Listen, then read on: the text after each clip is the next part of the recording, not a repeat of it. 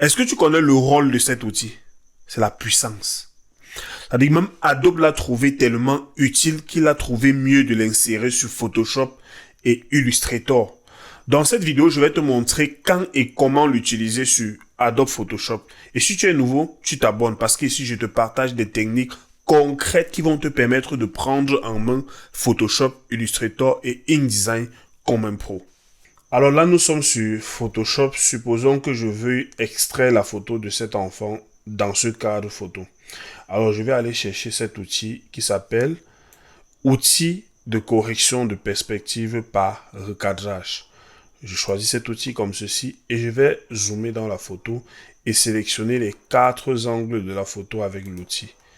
Déjà au 3e angle, il me propose déjà une perspective assez droite. Lorsque j'ai sélectionné comme ceci, je n'ai qu'à venir ajuster les bords. Et une fois que je clique sur OK, la photo est extraite de manière correcte. Alors là, nous avons ce deuxième cas de figure. Je vais donc sélectionner toujours les 4 angles de l'objet que je souhaite extraire comme ceci. Et là, je peux arrondir les angles comme ceci là. Et alors, j'ai une seconde fonction qui me permet même de définir à quelle dimension je vais extraire cette carte de visite.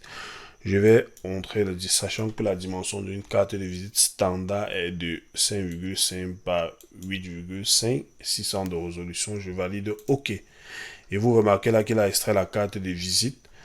Alors, si on part vérifier par exemple la taille, vous allez remarquer qu'il est de 8,5 par 5,5 avec une résolution de 600 comme je l'ai indiqué dans les paramètres tout à l'heure.